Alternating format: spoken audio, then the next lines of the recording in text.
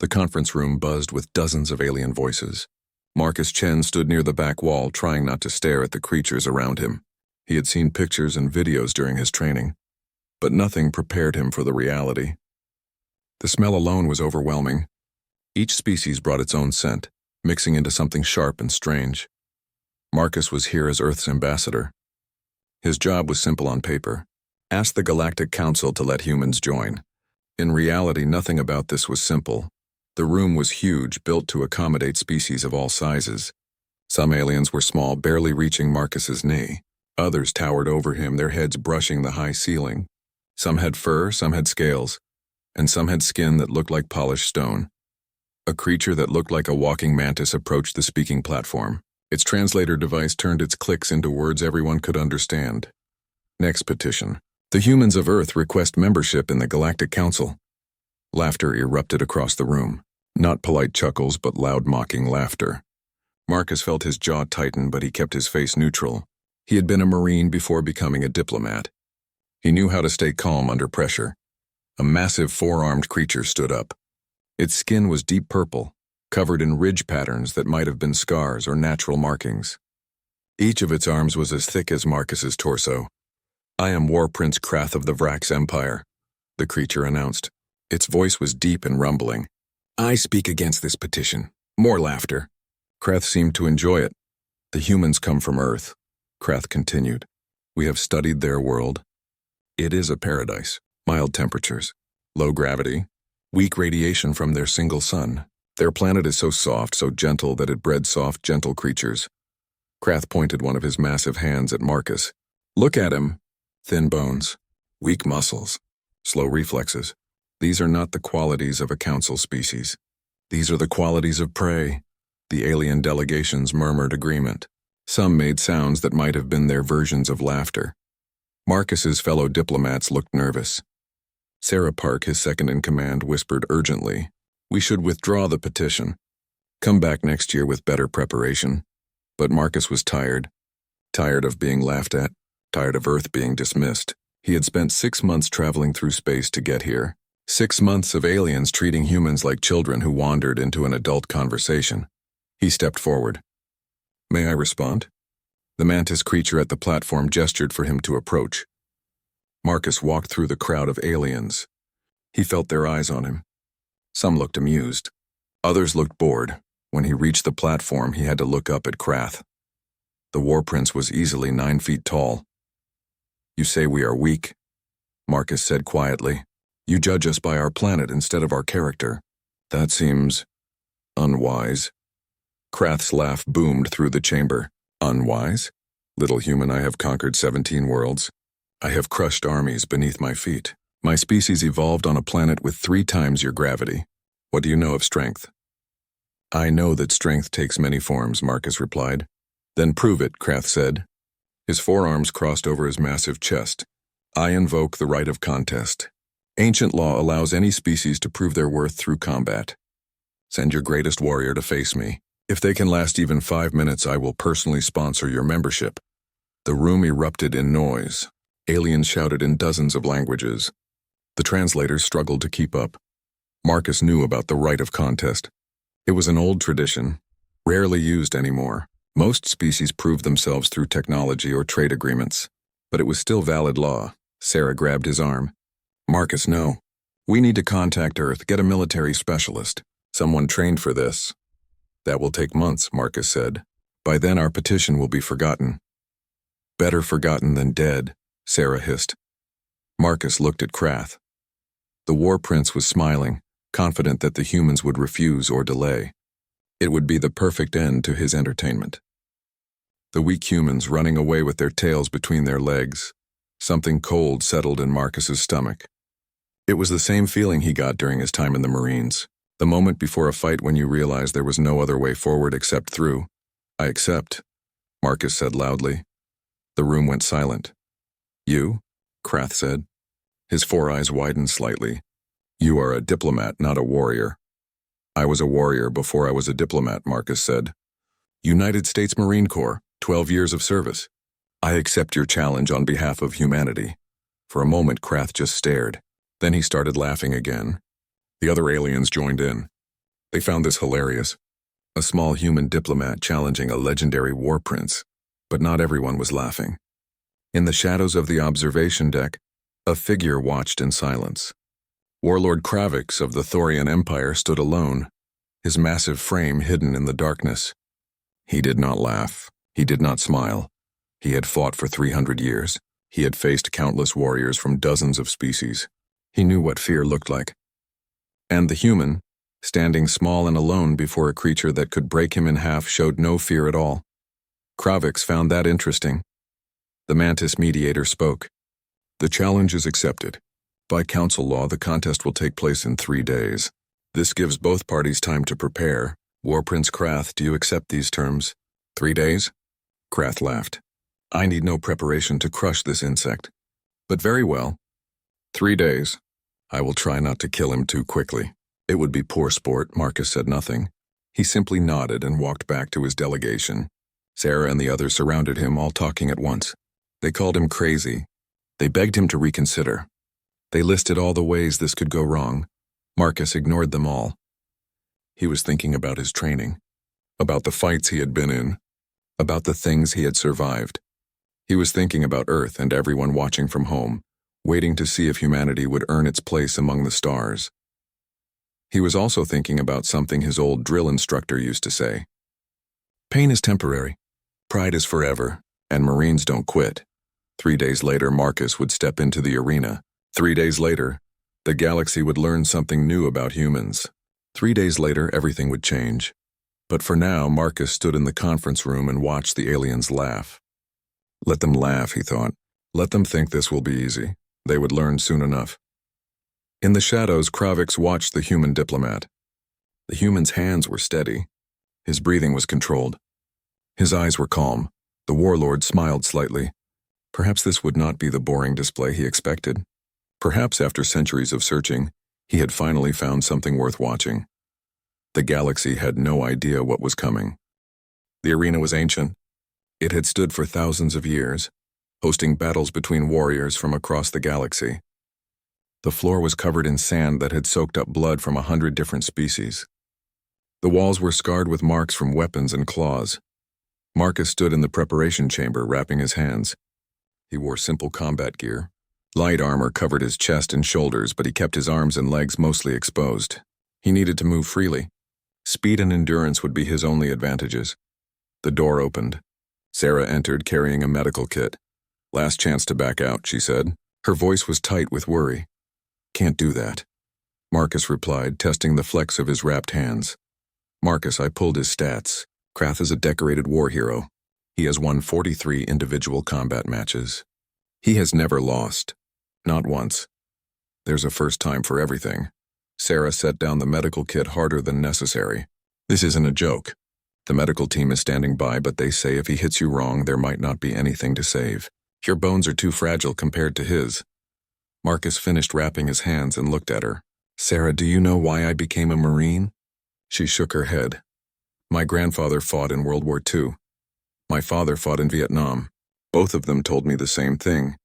When you are facing something bigger and stronger than you do not win by being stronger. You win by being smarter, by lasting longer, by refusing to quit when the other guy thinks it is over. That's great philosophy, Sarah said bitterly, but philosophy does not stop a four-armed monster from tearing you apart.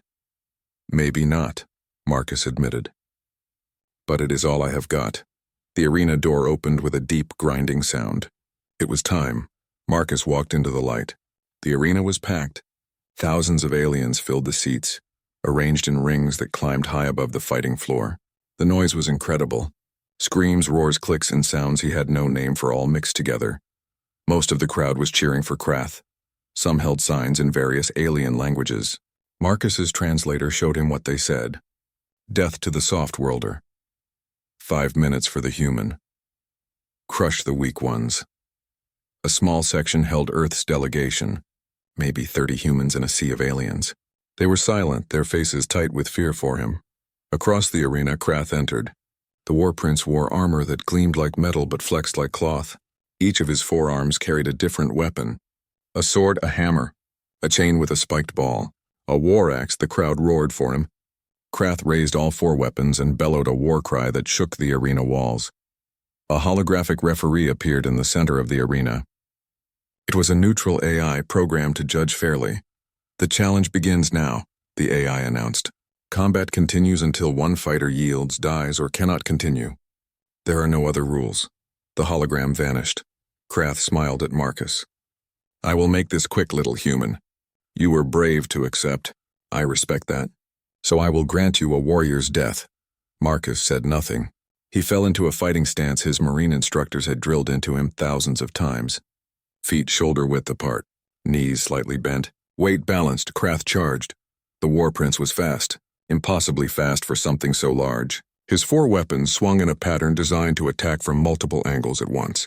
Marcus dove to the side, rolling through the sand. The hammer smashed into the ground where he had been standing, leaving a crater. The crowd screamed with excitement.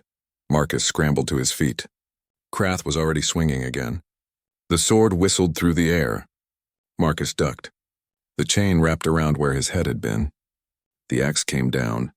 Marcus threw himself backward. He was not fast enough. The axe blade caught his shoulder, cutting through the light armor and into flesh. Pain exploded through his arm. Blood ran hot down his chest. The crowd roared louder. Krath laughed. First blood. You are quicker than I expected, but quickness will not save you. Marcus backed away, keeping his eyes on Krath. His shoulders screamed with pain, but the arm still worked. The cut was not deep enough to disable him. Not yet. He needed to think. Krath had 4 arms, 4 weapons, and 3 times his strength. Direct combat was suicide. But Marines were not trained for direct combat. They were trained for survival. Krath charged again. This time Marcus did not dodge away. He dodged forward inside the arc of Krath's weapons. It was a risky move. If he mistimed it, the weapons would shred him. But if he got inside Krath's reach, those long arms became a disadvantage. Marcus slammed his fist into Krath's midsection. The war prince grunted, surprised. Marcus hit him again, then rolled away before those 4 arms could grab him. It was like punching a brick wall. Marcus felt his knuckles split inside the wraps. But Krath felt it too. The war prince's eyes narrowed. You actually hurt me, Krath said. He sounded more interested now. Small pain, but pain nonetheless, impressive. The fight settled into a pattern. Krath attacked with overwhelming force. Marcus dodged, blocked, and occasionally landed a hit before retreating. Minutes passed. Then an hour. Marcus was bleeding from a dozen cuts. His ribs were bruised, maybe cracked. Every breath hurt. His vision was starting to blur from blood loss. But Krath was breathing hard too. The war prince's swings were slower. He was used to fights that ended in minutes. Not this long, grinding combat. In the stands, a xenobiologist named Dr. Tallis was watching with growing horror. She pulled up Earth's file on her datapad. She had reviewed it before, but only briefly. Now she read more carefully. Her scales turned pale as she read. No, she whispered. Oh no, her assistant leaned over. What is wrong? Earth, Dr. Tallis said. Her voice was shaking. I thought it was classified as a Class 3 paradise world. Is it not? The classification is wrong. It is a Class 12 death world. Her assistant's eyes widened. That is impossible. Death worlders are rare. The council would never allow them to petition. Look at the data, Dr. Tallis said, turning her pad so he could see. Extreme temperature variations. Hundreds of natural predators. Diseases that evolve constantly. Gravity higher than 70% of council worlds. And the humans evolved at the top of the food chain, not by being strongest but by never stopping. They chased their prey for days, until the prey died of exhaustion. In the arena, Marcus and Krath circled each other. Both were exhausted. Both were wounded. But Marcus kept moving, 1 foot in front of the other. His marine training had included endurance marches. 20 miles with full gear. 30 miles. 40 miles. Keep moving. Keep going. Pain is temporary. Krath swung his weapons. Marcus dodged, but slower now. The sword cut across his leg. He stumbled but did not fall. Stay down, Krath said. There was no mockery in his voice now. Only respect and fatigue. You have proven yourself. No one will call you weak. Yield and live.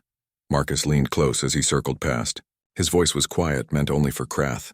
You are strong, maybe the strongest I have ever fought. But you do not understand. You were bred for battle. We were bred for survival. I have hunted for days without food. I have run until my feet bled. I have survived because we do not know how to quit. We do not stop, ever. Understanding dawned in Krath's eyes. Then fear. Dr. Tallis was standing now, shouting into the communication system. Stop the fight. Stop it now! The human is a death worlder. He will not stop until he dies or his opponent dies. But the message came too late. 2 hours into the fight, Krath collapsed. His forearms could no longer lift his weapons. His legs could no longer hold his massive frame. He fell to his knees, gasping for air. Marcus stood over him. Blood dripped from a dozen wounds. He swayed on his feet, but he stood. The arena was completely silent. Marcus looked down at Krath. Do you yield? Krath stared up at the human. This small, broken creature who should have died in the first 5 minutes. Who had somehow outlasted a warrior legendary across the galaxy. I yield, Krath whispered. The arena exploded with noise, but it was not celebration. It was shock, confusion, fear. Marcus turned to walk toward the medical team. He made it 3 steps before his legs gave out. He collapsed into the sand, unconscious. In the observation deck, Warlord Kravik stood. His eyes were locked on the fallen human. Then he began to laugh. Deep and genuine laughter. A brother, he said to the darkness. After all these years, I have found a brother. Marcus woke up in pain. Everything hurt. He tried to move and gasped as his ribs protested. Medical equipment beeped around him. The smell of antiseptic filled his nose. Easy. Sarah's voice came from beside him. You have been unconscious for 2 days. Marcus blinked, trying to focus. He was in a medical bay. White walls. Soft lighting. Equipment he did not recognize surrounded his bed. Did I win? His voice came out as a croak. Sarah laughed, but it sounded like she was crying too. Yes, you idiot. You won, Krath yielded. Earth's petition is being fast-tracked for approval. Good, Marcus said, then fell back asleep. When he woke again, he felt slightly better. The alien doctors had done good work. His wounds were healing faster than they should. Apparently, the galactic medical technology was impressive. Sarah briefed him on what he had missed. The fight had shocked the entire galaxy. News feeds across thousands of worlds were showing the footage. The human who lasted 2 hours against a Vrax war prince. Some were calling it impossible. Others were demanding Earth's files be reviewed. There is something else, Sarah said, her voice nervous. You have a visitor. He has been waiting for you to wake up. Who? Warlord Kravik, the Thorian leader. Marcus frowned. He knew that name. The Thorians were one of the mysterious Deathworld species. They rarely interacted with the Council. When they did, everyone listened. What does he want? He will not say. He insists on speaking only to you. Marcus tried to sit up. Pain shot through his body, but he managed it. Send him in. Sarah looked uncertain. Marcus, the Thorians are dangerous. Some species are more afraid of them than they are of the Vrax. Are you sure? If he wanted to hurt me, I do not think you could stop him, Marcus said. Send him in. Sarah left. A moment later, the door opened again. Kravik had to duck to enter the room. He was massive, easily 10 feet tall. His skin was dark gray, covered in thick plates that looked like natural armor. Old scars marked his face and arms. His eyes were deep amber, studying Marcus with an intelligence that was somehow comforting and terrifying at the same time. Ambassador Chen, Kravik said. His voice was deep and resonant. I am pleased you survived. Thank you, Marcus said cautiously. What can I do for you, Warlord? Kravik moved closer to the bed. Despite his size, he moved with surprising grace. He looked at Marcus's wounds, at the bandages and healing cuts. Then he did something Marcus did not expect. He started laughing. It was not mocking laughter. It was the laugh of someone who had just heard the best joke in the universe. Deep and genuine and filled with joy. 200 years, Kravik said, still chuckling. I have searched for 200 years. I have fought the greatest warriors of 100 species. I have conquered worlds and broken armies. And I finally find what I was looking for on a planet that the galaxy dismissed as weak. I do not understand, Marcus said. Kravik pulled a chair over. It groaned under his weight. Let me tell you about my world, human. Thoria has twice Earth's gravity. Our sun burns with radiation that would kill most species in hours. Our predators hunt in packs and grow to the size of your elephants. We Thorians evolved not by being the strongest, but by being the most stubborn. We learned to work together, to never give up, To survive when survival should be impossible. He leaned forward. Does that sound familiar? Marcus felt something click in his mind. Earth, he said quietly. Earth, Kravix agreed. When I watched you fight, I saw myself. I saw every Thorian who ever refused to die when death seemed certain. I saw a warrior who understands that true strength is not in the muscle. It is in the spirit that refuses to break. Kravix stood up. He drew a knife from his belt. The blade gleamed in the medical bay's light. Marcus tensed, but Kravix made no threatening move. Instead, he drew the blade across his own palm. Blue blood welled up. On my world, we have a ritual, Kravix said. When two warriors recognize each other as equals in spirit, they share blood. They become brothers, bound by more than law or alliance, bound by respect and understanding. He held out his bleeding hand to Marcus. I am Kravix, who has broken armies and silenced worlds. I have sought equals among the stars for 2 centuries and found none. You are not my equal in strength, human, but in spirit, in the refusal to yield, I have found a brother. Marcus stared at the offered hand. This was huge. The political implications were staggering. An alliance with the Thorian Empire would change everything for humanity. But more than that, Marcus saw the honesty in Kravix's eyes. This was not politics. This was personal. Marcus pushed himself up, ignoring the pain. He held out his own hand. I am Marcus Chen. I do not have your experience or your victories, but I understand stubbornness. I understand refusing to quit, and I would be honored to call you brother. Kravix gripped Marcus's hand. Their blood mixed, blue and red together. Welcome to the company of Deathworlders, human, Kravix said. The galaxy should fear what you will become. They released hands. Kravix pulled out a cloth and wiped his palm clean. He handed another cloth to Marcus. I have made arrangements, Kravix said. Thorian healers are coming to assist your recovery. Our species heal similarly to yours. Their methods will work better than standard galactic medicine. Thank you, Marcus said. But why are you helping us? We just met. Because I've been alone for a very long time, Kravix said simply. The Council species fear us Deathworlders. They tolerate us because we are too dangerous to oppose. But they will never understand us. They cannot. They did not evolve fighting for every breath. He moved toward the door, then paused. There are only 3 Deathworld species in the Council. Thorians, Kresh, and Velkar. We stay separate, governing our own territories. But we have a pact, an understanding. Any attack on one of us is an attack on all. And humanity, Marcus asked. As of now, humanity is under Thorian protection, Kravix said. I will speak to the Kresh and Velkar. If they agree, and I believe they will, humanity will be recognized as the 4th Deathworld species. This means protection, but it also means responsibility. What kind of responsibility? The galaxy fears us because we are dangerous, Kravix said. We prove them right often enough. Raiders and pirates know not to attack our worlds. Warmongers think twice before threatening our space. We maintain peace through strength. He looked directly at Marcus, but we also maintain honor.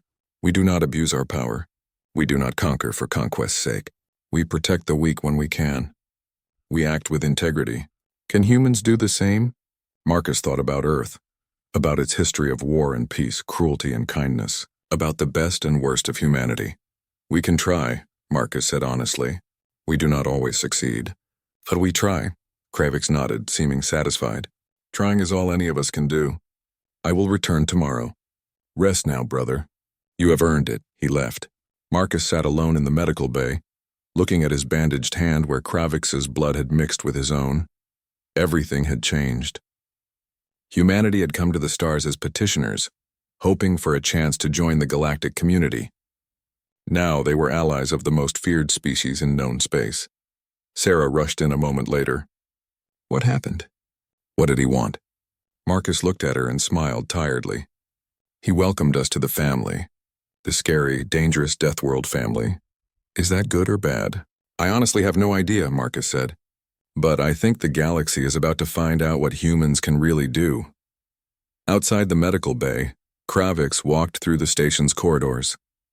Aliens moved out of his way, fear clear in their movements. He was used to it. But soon he thought there would be others who understood, others who knew what it meant to fight for survival, others who refused to break. He thought about the billions of humans on Earth, all of them carrying that same stubborn spirit. all of them about to spread across the stars. The galaxy had laughed at humanity, called them weak, dismissed them as soft-worlders. Soon, very soon, the galaxy would learn the truth. And when that happened, Kravix thought with grim satisfaction, they would all stop smiling. The news spread across the galaxy like wildfire. Within days, every civilized world knew about the human ambassador and his impossible victory. But even more shocking was what came after. Kravix the Unbroken had claimed a human as his brother. In the Vrax Empire's capital, War Prince Krath sat in his recovery chamber. His defeat had been humiliating, but he was a warrior. He understood loss. What bothered him more was what he had learned about the humans. An aide brought him the updated files on Earth. Krath read them carefully, his 4 hands turning pages on multiple data pads at once. Class 12 Death World, he read aloud. How did we miss this? The aide shifted nervously. The initial survey was conducted by automated probes, my prince. They measured temperature, gravity, and atmosphere. By those metrics, Earth seemed pleasant. The biological survey was incomplete. Krath kept reading. Humans had survived ice ages. They had outlasted stronger predators through endurance hunting. They had spread to every environment on their planet, from frozen tundras to burning deserts, and they had done all of this while fighting each other in countless wars. They are warriors, Krath said quietly, not despite their world, but because of it. What should we do, my prince? Krath set down the data pads. Send an official apology to the human delegation, a generous one, and begin trade negotiations immediately. If the Thorians have allied with them, we cannot afford to be enemies. Similar conversations were happening across the galaxy. Species that had mocked humanity now scrambled to establish contact. Trade delegations were assembled overnight. Intelligence agencies pulled every piece of information they could find about Earth. What they found terrified them. On the Kresh homeworld, Leader Vrask read the reports with growing concern. The Kresh were one of the 3 Death World species, evolved on a planet of perpetual storms and volcanic activity. They understood survival. The humans number 8 billion, Vrask's advisor said. On a single world, most council species have spread across multiple planets to reach those numbers. That is because most species cannot survive high population density on a death world, Vrask replied. It speaks to their adaptability. There is more, the advisor continued. Their technology level is concerning. They achieved space travel through chemical rockets. Primitive but effective. Their weapons technology is highly advanced. They have been refining it through constant warfare. Warfare against whom? Each other, the advisor said. They have been fighting tribal and national wars for their entire history. Only in the last century did they begin to unify. Vrask sat back thinking.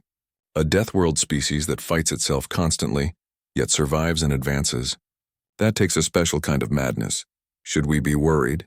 Yes, Vrask said. But we should also be curious. Kravix sees something in them. He is not easily impressed. Send a message to the Thorian warlord. Tell him the Kresh wish to meet these humans. Marcus spent a week recovering in the medical bay. Kravix visited daily, bringing Thorian healers and teaching Marcus about galactic politics. Sarah and the rest of Earth's delegation worked around the clock to handle the sudden flood of interest in humanity. It is chaos, Sarah told Marcus during one visit. We have received 300 trade proposals. 50 species want to establish embassies on Earth. The Council is demanding complete biological surveys of our planet. And the media will not stop calling. What are they saying? Marcus asked. Everything. Some are calling you the Death World Ambassador. Others are demanding humanity be restricted or monitored. A few are treating you like a celebrity. There is even a betting pool on how long before humans become a major power. Marcus groaned. How long are the odds? Most bets are between 50 and 200 years, Sarah said. But some are betting less than 20. That is fast. Death World species tend to advance quickly once they reach space, Sarah explained. The Thorians went from first contact to galactic power in 80 years. The Kresh did it in 60. There is a pattern. Before Marcus could respond, an alert sounded. Sarah checked her communicator. The Council is calling an emergency session, she said. They want you there. Now? I can barely walk. Kravix is sending transport. He says you need to be present for this. An hour later, Marcus sat in the council chamber. His body still ached, but the Thorian healers had worked wonders. He could move without wanting to scream, which was an improvement. Kravik sat beside him. The massive warlord's presence was reassuring. On Kravik's other side sat two other Deathworlders. Leader Vrask of the Kresh, whose crystalline skin refracted light like a prism, and Matriarch Selene of the Velkar, whose fur rippled with colors that indicated her mood. The council chamber was packed. Every species had sent representatives. The air hummed with tension. The council speaker, a dignified alien that resembled a floating jellyfish, called the session to order. "We are here to discuss the human petition for council membership," the speaker announced. "In light of recent events, the matter has become urgent," a representative from the Kresh stood. "The Kresh Empire supports humanity's immediate membership. We recognize them as fellow Deathworlders. Their spirit and determination have been proven beyond doubt." The Velkar representative stood next. "The Velkar Collective agrees. We have reviewed Earth's biological data. Humans meet all criteria for Deathworld classification. They deserve our respect and support." Kravik rose. When he spoke, his voice carried across the chamber. "The Thorian Empire invokes the Pact of Brothers. As of this moment, humanity is under our protection. Any aggression toward Earth or its people will be treated as aggression toward all Deathworld species." Silence fell across the chamber. The Pact of Brothers was ancient and sacred. It had never been broken. The three Deathworld species had survived by standing together. Now they were extending that protection to humanity. A Vrax representative stood shakily. "The Vrax Empire supports the human petition. We apologize for our earlier misunderstanding." One by one, species stood to voice their support. Some sounded genuine, others sounded frightened. But the message was clear. Humanity would join the council. The vote was unanimous. The speaker made it official. By council decree, humanity is granted full membership, effective immediately. Ambassador Chen will serve as Earth's primary representative until a permanent delegation is established. The chamber erupted in applause. It was not the warm welcome of friends. It was the nervous applause of people trying to appear supportive while hiding their fear. Marcus stood to give his acceptance speech. Kravik had helped him prepare it, but now that the moment was here, he decided to speak from the heart. "Thank you," Marcus said. "Earth is honored to join the Galactic Council. We come in peace and friendship. We hope to learn from you and share what we know." He paused, looking around the chamber at all the alien faces. "But I want to be honest," Marcus continued. "You are afraid of us. I can see it. You are afraid because you learned we come from a death world. You are afraid because we survived things that would destroy other species. You are afraid of what we might become." The chamber was silent now. Every eye was on Marcus. "Here's the truth," Marcus said. "Yes, Earth is a harsh world. Yes, humans are survivors. We are stubborn. We are adaptable. We do not give up easily. These things are true. But we are also capable of great kindness. We are explorers and artists. We are scientists and teachers. We are parents who love our children. We are people who help strangers. We are complex, just like every species in this chamber." "You can fear us if you want," Marcus said, "but I hope instead you will know us. Work with us. Teach us about the galaxy and let us share what we have learned. We did not come here to conquer. We came here to join something larger than ourselves." He sat down. The chamber remained silent for a long moment. Then Kravik stood and began clapping. The sound was like thunder. Vrask joined him. Then Selena. Then slowly, the rest of the chamber. Later, in a private meeting room, the four Deathworld leaders sat together. Kravik poured drinks from a bottle of Thorian spirit. It was traditional after important events. "Welcome to the club," Vrask said to Marcus. "Being feared is lonely, but you get used to it." "I hope we do not have to," Marcus said. "You will," Selene said gently. "The council species cannot help themselves. They evolved on gentle worlds. They cannot understand what shaped us. To them we will always be dangerous. Are they wrong?" Marcus asked. "No," Kravik said bluntly. "We are dangerous. But dangerous does not mean evil. A storm is dangerous. Fire is dangerous. Yet both are natural and necessary. The question," Vrask said, "is what humanity will do with their danger. Will you be conquerors? Protectors? Isolationists?" Marcus thought about Earth, about its billions of people, about their capacity for both violence and compassion. "I think," Marcus said slowly, "we will try to be good neighbors. We will make mistakes. We will probably scare people without meaning to, but we will try. Kravik smiled and raised his glass. To trying. It is all any of us can do. They drank together, 4 Deathworlders bound by understanding and hope. Outside, the galaxy watched and worried. The humans had arrived, and nothing would ever be the same. 6 months passed. Marcus returned to Earth a hero. Parades were held in major cities. He gave speeches and interviews. But the real work was happening behind the scenes. Humanity was preparing for its future among the stars. New embassies were built to house alien diplomats. Universities created xenobiology departments. Companies formed to handle interstellar trade. Earth's governments, which had spent centuries arguing with each other, suddenly found common purpose. They were representing humanity to the galaxy. But not everyone was celebrating. In the Galactic Council's security wing, analysts were becoming increasingly worried. Look at these numbers, Chief Analyst Morvan said, displaying data across multiple screens. His species, the Quellan, were known for their analytical minds. Human ship construction is accelerating. They have built 40 interstellar vessels in 6 months.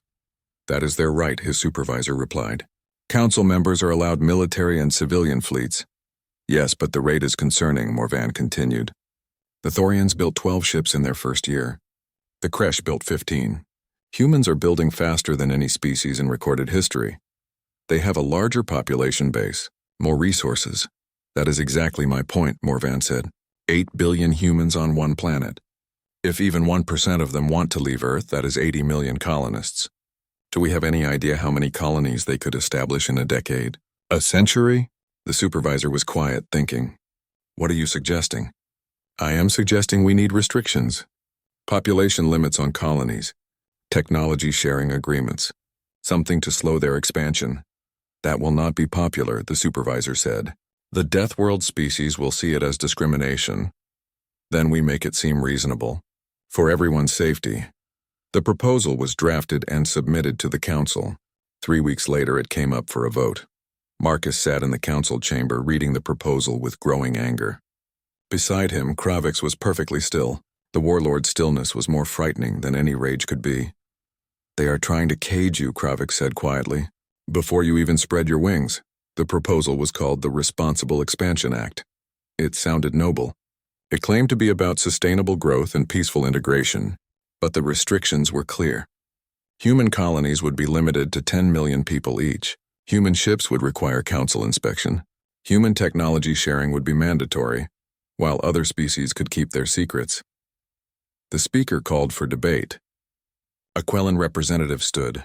This proposal is for everyone's benefit, he said. The human population is large. Their expansion rate is unprecedented. We simply want to ensure that growth happens in an orderly fashion. Marcus raised his hand. The speaker recognized him. Let me make sure I understand, Marcus said, keeping his voice level.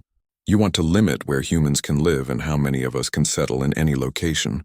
You want to inspect our ships and demand our technology. And you claim this is for our benefit? For the galaxy's benefit, the Quellan replied. Did you place these restrictions on the Thorians? Marcus asked. The Kresh? The Velkar? That was different. Their populations were smaller. So this is specifically about humans, Marcus said. You are afraid of how many of us there are. We are being cautious, another representative said. Deathworld species have proven dangerous in the past. Have we? Marcus challenged. Show me one aggressive action humanity has taken since joining the council.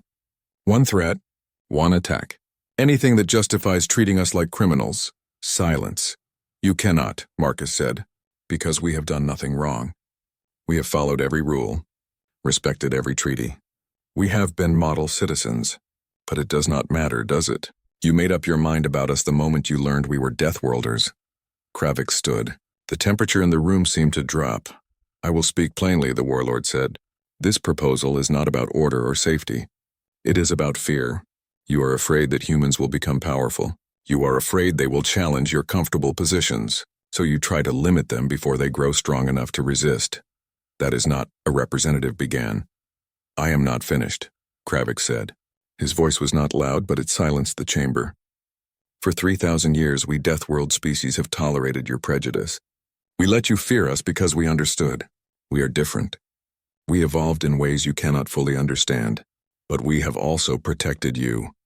We have stopped wars. We have defended weak species from aggressors. We have earned our place here. He looked around the chamber.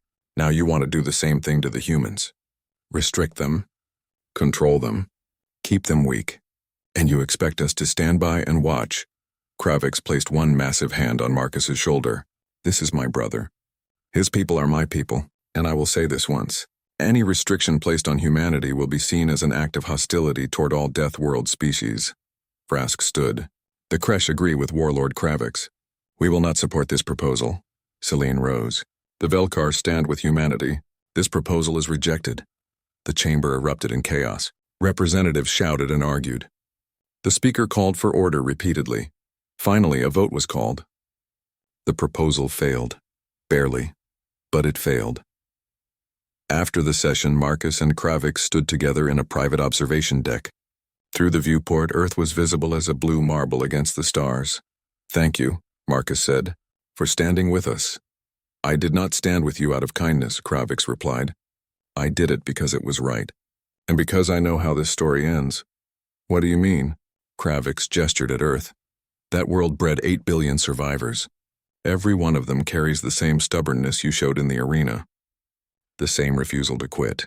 They want to explore, to build, to spread across the stars, and nothing the Council does will stop them. Is that bad? Marcus asked. No, Kravix said. It is inevitable. In 50 years, maybe less, humans will be everywhere. Your colonies will dot the galaxy. Your ships will be the most numerous in space. Your culture will spread and mix with others. The galaxy will be changed by your presence. The Council will hate that. Some will, Kravix agreed. But others will adapt.